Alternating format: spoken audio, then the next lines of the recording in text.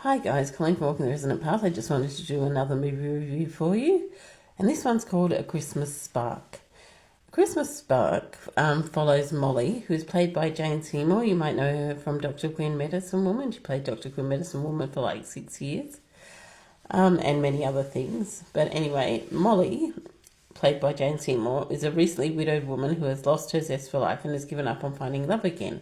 And usually she hosts Christmas at her house, but this time her daughter's husband got a new job and he has to stay in the area to work, so she has to go to her daughter's for Christmas. So she travels there for the holiday, and while she's there, she reluctantly takes on the job of directing the local Christmas pageant because she used to teach English and drama. And so when the local play people find this out, they want her to direct the local Christmas pageant, which she agrees to do. And as Molly throws herself into the production, she meets Hank. Now, Hank is played by Joe Lando.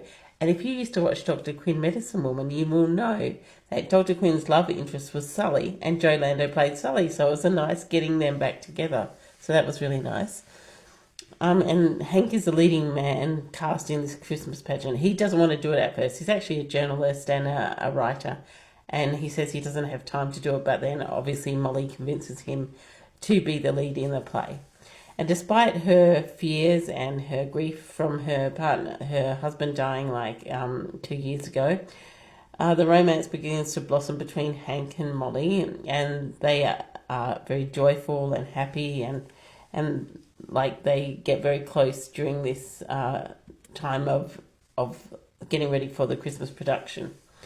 And along the way, Molly reconnects with her inner spirit and embraces new beginnings, and ends up, she used to do plays and that, but she says she doesn't act anymore, but she ends up acting in the final Christmas concert when the other lead person loses their voice, so she acts across from Hank.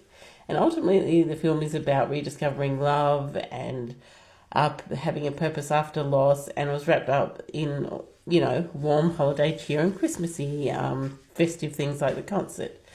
I really, really appreciated that the central couple, like Jane Seymour and Joe Lando, were in their like 60s and 70s, because when this movie was filmed, which was in 2022, Jane Seymour was 71 and Joe Lando was 61.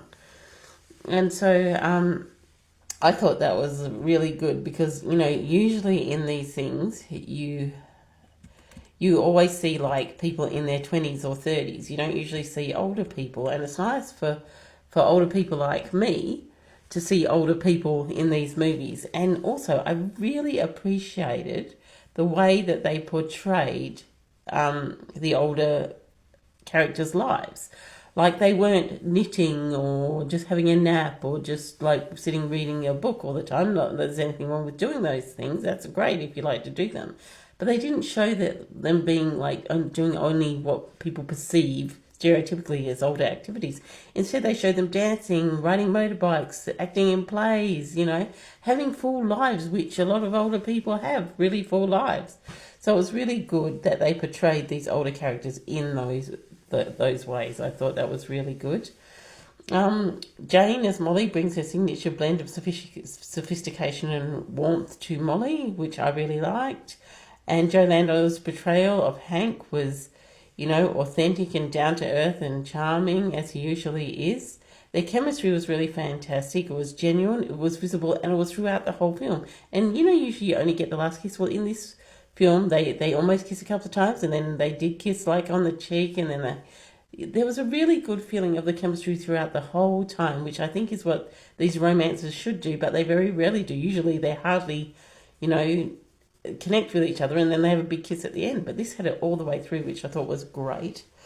The Christmas themed production at the heart of the story added a really nice festive touch, and there were a lot of heartfelt, poignant moments on the real meaning of Christmas, which I liked.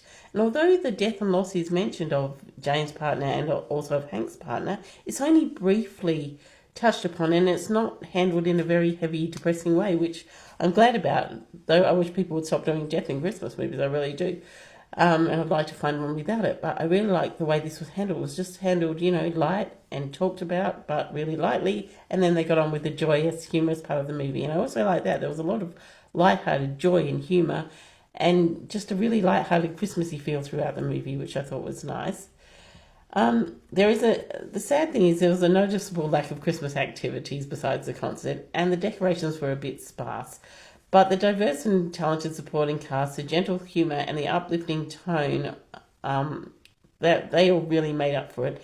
And thanks to the concert and the emphasis on family and the central Christmas romance, this film still managed to feel wonderfully festive, even though there wasn't a lot of Christmas activities and only a few decorations. It still felt quite Christmassy to me.